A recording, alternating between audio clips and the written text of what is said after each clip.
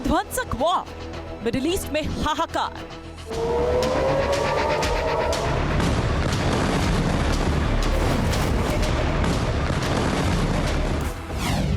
बर्बादी का बारूद, हर तरफ तबाही के सबूत।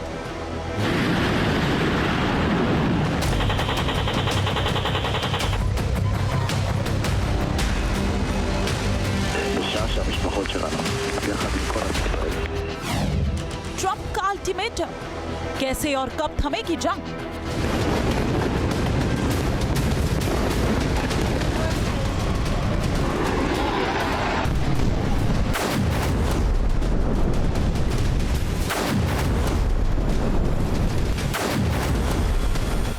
मिडिल ईस्ट में बम, गोला और बारूद बरसने की रफ्तार तेज हो गई है।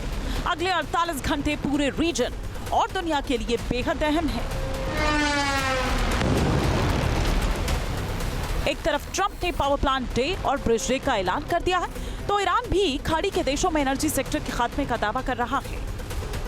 विध्वंसक हमलों की धमकियों के बीच अमेरिका और ईरान के बीच बैकडोर बातचीत भी चल रही है, जिससे मौजूदा जंग और भविष्य में होने वाले नुकसान से बचा जा सके। मगर बड़ा सवाल यह है कि क्या ये जंग रुक पाएगी?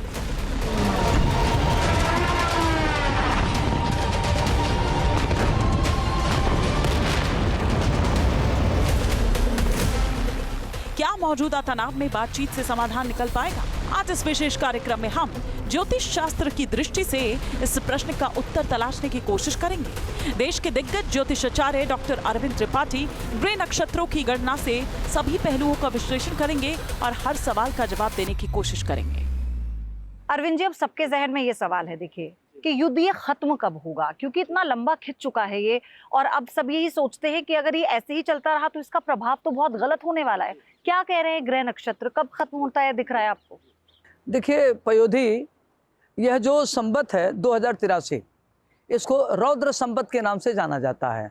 तो जब भी रौद्र संवत की स्थिति जब भी आती है तो कहते हैं कि युद्धयंत क्षिति पतयः परस्परम हंतु मुद्यता सर्वे, कि मतलब जब भी इस तरह की रौद्र संपत आता है तो उसमें परस्पर राजा एक दूसरे से युद्ध की स्थिति बने रहते हैं और अपनी ईगो की लड़ाई लड़ते हैं। कोंकण देशे क्षितिपति निधनम तत्र रौद्राब्दे, अगर रौद्र संबद्ध होता है तो उसमें बहुत सारे राजा की मृत्यु भी होती है, राजा के जान के खतरे होते हैं और राजा एक दूसरे राजा के जान के खून के प्यासे होते हैं, एक दूसरे की चुगली करते हैं। तो देखा जाए तो ये पूरे विश्व लेवल पर लोग एक दूसरे की निंदा करेंगे, दुष्ट प्रकृति के लोगों की बोलबाला बढ़ेगा, जो जिद्दी प्रकृति के लोग हैं वो अपने अधिकार को मनाने के लिए किसी भी लेवल पर जा सकते हैं, कोई कंप्रोमाइज़ करने की मूड में नहीं रहेगा।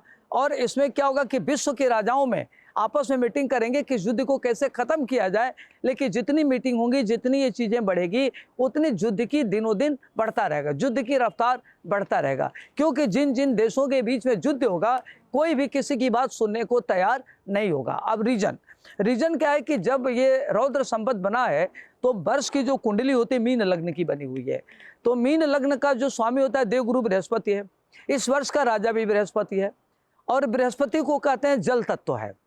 तो इसमें जो भी लड़ाई होगी, और वहाँ ऑलरेडी शनि बैठा हुआ है, तो शनि कहते हैं कि ये मिनरल्स का, अभ्रक का, गोल्ड का, सिल्वर का, तांबे का कारक भी होता है।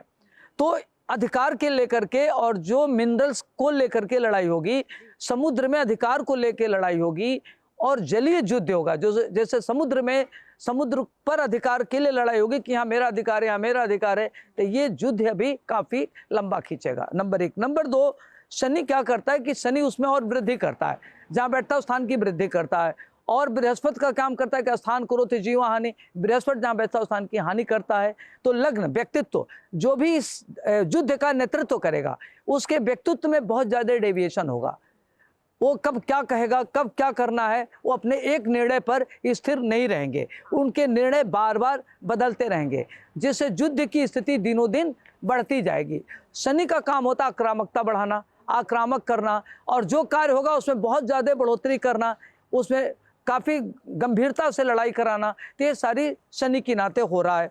वहीं आपका सूर्य भी है, तो सूर्य क्या करता है कि सूर्य उसमें और ज़्यादा तीव्रता लाएगा। तो अभी जो ये समय चल रहा है युद्ध के लिए बहुत लंबा चल रहा है। अगर ये खत्म होना होता तो 14 अप्रैल तक खत्म हो जाता। मतलब कब तक चलेगा? लेकिन अभी 14 अप्रैल के बाद जब बुध निकलेगा तो उसमें कोई और अन्य देश, 2-3 देश और आएंगे जो युद्ध की स्थिति को खत्म करने के लिए लगेंगे, मतलब मध्यस्थता करेंगे। लेकिन उसमें भी अभी हमें नहीं लगता कि अभी ये आगे जाएगा, क्योंकि जब वहां से सूर्य निकलेगा, जब मेष राशि में जाएगा तो वो जा रहा है 14 मई को, 15 मई को, तो युद्ध अभी लगभग 14 मई तक जाने का योग बन रहा है। और सूर्य जब वहां से निकल जाएगा तो हो सकता है कि उसमें युद्ध की स्थिति कम हो और युद्ध में नियंत्रण हो जाए और युद्ध पर काबू पाया जाए। लेकिन अब जब युद्ध खत्म होगा तो इसमें अनेक, जहाँ जहाँ युद्ध हुआ है वहाँ भयानक की स्थिति होगी, भयानक बीमारियां फैलेंगी, राजा के खिलाफ जनता आक्रोशित रहेगी और बहुत ऐसे देश होंगे जिनका अस्तित्व मिट जाएगा और अस्तित्व भी मिट जाएगा, अराजकता फैलेगी, आतंकवाद फैलेगा और लोग किसी की बात सुनने को तैयार नहीं होंगे, मेडिसिन की कमी होगी, बच्चों के लिए बड़ी दिक्कत होगी, ऐसी बीमारियां फैल सकती हैं जिनका इलाज संभव न हो। तो ये सारी स्थितियां संभव है कि हो जाए।